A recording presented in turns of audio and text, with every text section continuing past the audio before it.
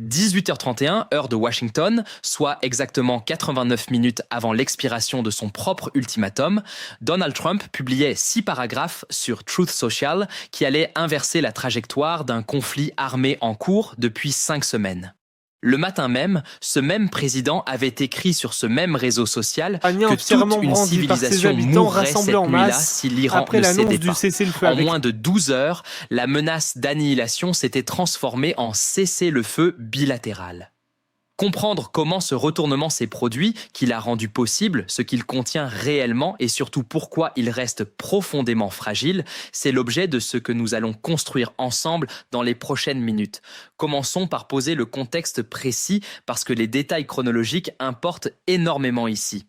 Le conflit dont nous parlons a débuté le 28 février 2026, lorsque les États-Unis et Israël ont lancé une campagne militaire coordonnée contre l'Iran, ciblant son leadership militaire, son programme nucléaire et ses infrastructures stratégiques. En réponse, l'Iran a fermé le détroit d'Ormuz, ce passage par lequel transite en temps normal environ 1/5 du pétrole mondial, selon Al Jazeera et CNBC. Cette fermeture a déclenché un choc énergétique mondial immédiat, faisant flamber les prix du pétrole au-delà de $100 le baril et déstabilisant les marchés financiers sur tous les continents. C'est ce verrou économique qui a constitué depuis le début le principal levier de pression iranien dans ce conflit. Dans les jours précédant le 7 avril, Trump avait progressivement durci sa rhétorique, menaçant dans un post dominical de détruire les ponts et les centrales électriques iraniens, exigeant la réouverture totale du détroit. CNBC. Puis le mardi matin, il avait franchi un nouveau palier en écrivant que toute une civilisation mourrait cette nuit-là si aucun accord n'était conclu avant 20h, heure de Washington. NPR. Des experts juridiques internationaux, dont une professeure de droit de Yale, citée par Al Jazeera, avaient averti que frapper délibérément des infrastructures civiles comme des centrales électriques et des ponts pourrait constituer des crimes de guerre et que ce post Truth Social deviendrait une pièce à conviction centrale dans d'éventuels futurs procès. C'est dans cette atmosphère d'ultimatum que le Pakistan est entré en scène. Alors que le monde se préparait au pire scénario possible, le Premier ministre pakistanais Shehbaz Sharif a formulé un appel public demandant aux deux parties d'accepter un cessez-le-feu pour permettre à la diplomatie de suivre son cours. Bloomberg. Cet appel était parfaitement calibré dans sa structure. Sharif demandait à l'Iran de rouvrir le détroit d'Ormuz pendant 2 semaines à titre de geste de bonne volonté, proposant ainsi à chaque camp un geste symétrique présentable comme une victoire diplomatique. Time.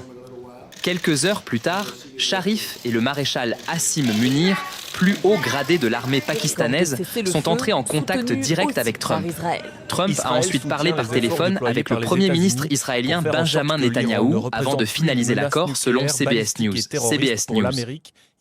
Le rôle du Pakistan dans ce dossier n'est pas accidentel. Islamabad cultive depuis des années une relation pragmatique à la fois avec Washington et avec Téhéran.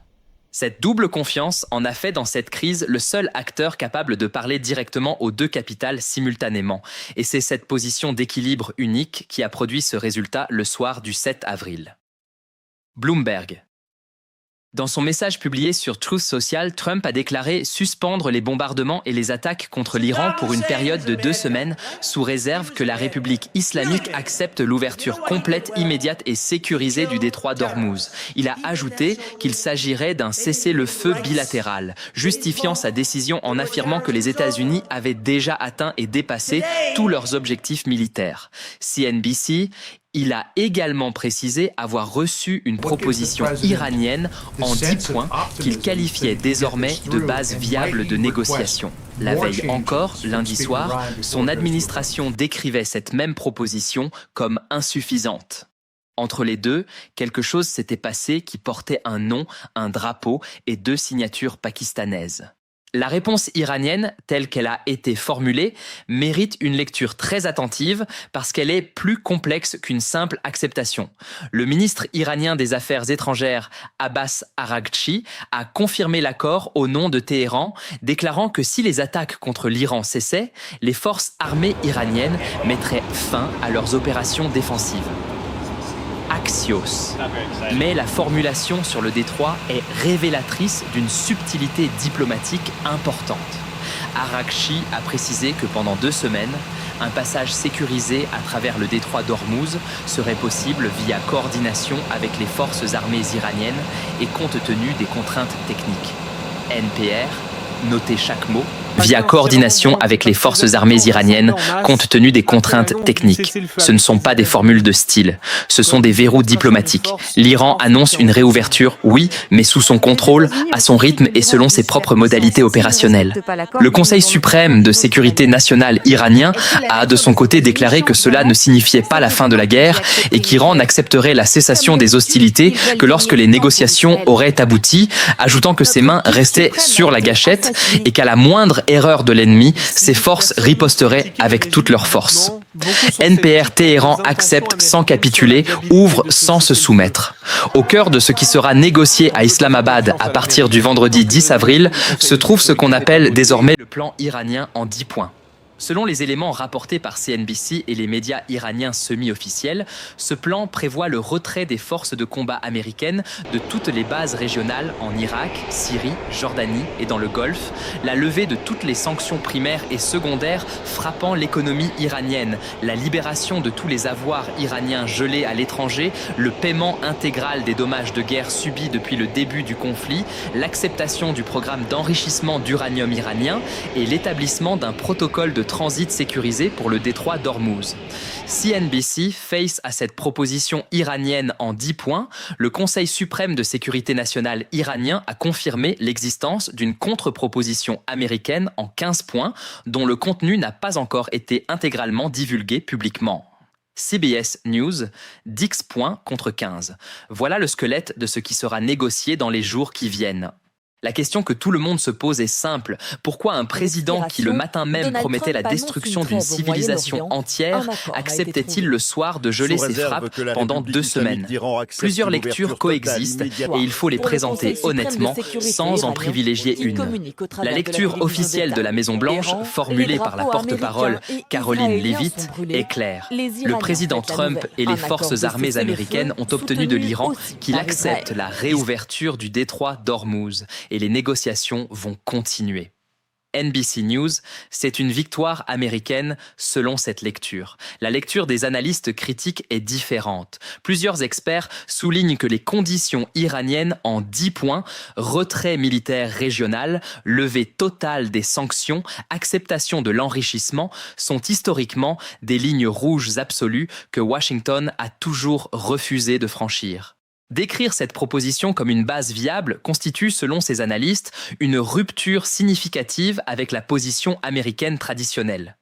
Une troisième lecture, celle des contraintes économiques et politiques, rappelle que des frappes massives sur des infrastructures civiles comme Trump les avait promises auraient vraisemblablement constitué des crimes de guerre selon plusieurs experts juridiques internationaux et qu'un pétrole durablement au-dessus de $100 le baril dans un contexte où Trump promet à ses électeurs un âge d'or américain devenait politiquement insoutenable.